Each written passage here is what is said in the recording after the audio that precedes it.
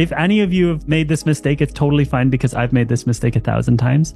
If you go to a company and they're telling you about all their collaboration issues and you're like, wow, yeah, you guys really have major, like it's up here. Like this company is messed up. You are like completely shooting yourself in the foot, and you're doing what I would call like bad bedside manner as a facilitator. I told a story in the last in-person training that I changed my dentist recently. The reason is my dentist, every time she has to do a new procedure on me, she's like, why are your teeth like, because I grew up in Ireland, dental care was just eating more chocolate and drinking more Coca-Cola. That was like the actual dental care from my country. And so I moved to Germany when I was 20, and dentists are like horrified when they're seeing how many fillings I have and all of this. And so I have this dentist, and she just every single time I go there, she's like, wincing. She's telling me how bad my teeth are, how like bad a job the dentists in Ireland did. And she's just basically making me feel like shit and freaking me out as well. So I don't want to go back. And so now I moved to a new dentist. I like researched dentist for anxious patients, and she has the same mouth to deal with, the same fucking messed up teeth. But she's like, it's totally fine. Like, it's really not an issue. We're going to solve it. Here's what we need to do. And the crazy thing is, I am now flossing more than I've ever flossed in my entire life for the last month, just because this person has encouraged me versus just filling me with massive amounts of fear.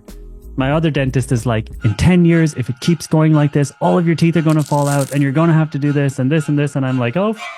And this new one is like, literally, what we'll do is we're just going to try this for 1 week. Then I come back and she's like, it's so much better. And then we come back. And she also says, this is normal. A lot of people have these issues. It's not just Irish people. We also have people from Germany who grew up with teeth issues like this. And I'm like, oh my God, it's not just me. So when I go to a company, one of the biggest difference, and I've only been doing this since March 2023. I just remember because I assume it's okay. I went and did we work with a company, a bank in the US and I went and I did a talk, which I'd been working with them for a few years. And, the usual conversations were coming up, collaboration and this issue and this issue and this issue. And usually I would say, yeah, that sucks. And, yeah, this is like, we really need to fix this. Like, this is, it's not good that you guys don't get to do that. And this time I was like, you know what, guys? I just came from this company and this company and this company, and everyone has these problems, and that's completely normal. And it does not mean your company is broken. And believe me, if you go to another company, you're going to have the same problem.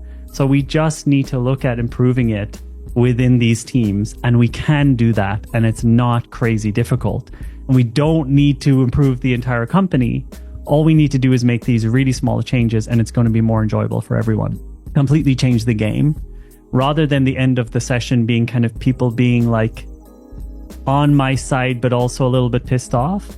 In this case, I feel like I gave them a bit more of an empowerment for themselves that they can make this happen, which is also the truth.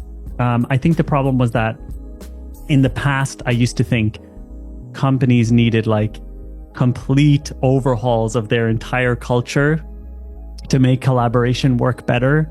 Whereas now I see that's completely unrealistic, because a company is like, you've probably heard this, it's like a massive ship. And to change anything, if you make one turn, it takes years and years and years for it to turn. Now I think it's just about, for our job as facilitators, the way I look at it is, if I can just make one team enjoy their work more than they used to before, with that mindset, I end up getting booked multiple more times than usual for one company. Because another team is like, God, let's bring Jonathan in when we do this. Let's bring Jonathan in when we do that. Versus, yeah, there's this guy who can help with collaboration, but it's really tough and it will be really tiring. And he'll tell us how much we suck. Corporates already feel bad enough about their collaboration issues without us coming in and telling them that their companies are broken.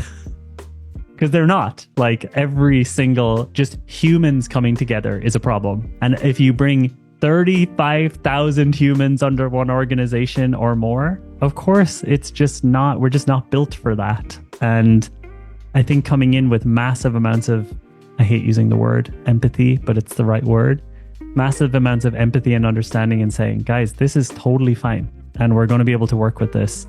It's just a different mindset. We, in our ECS handbook, I'll just show you this here. In the mindset section, we call it, so when we're looking at this unshakability, the unshakable facilitator, we call it having this extremely optimistic mindset, not just for yourself, but for your client, giving them the feeling that it's actually going to be fine. Like, you don't need to give up. Your company is not broken. This will be actually fine. And believe me, like, the people hiring you also don't want you coming in saying everything's broken. If you do that, and I know this because I was a UX designer getting put into companies for the first 6 years of my career, they'll also know that you're an amateur because anybody who's at the company who's been to other companies knows that it's broken everywhere. And if you come in and make it seem like it's only broken there, they'll know that you just haven't been around enough to see the chaos. So yeah, it's broken everywhere.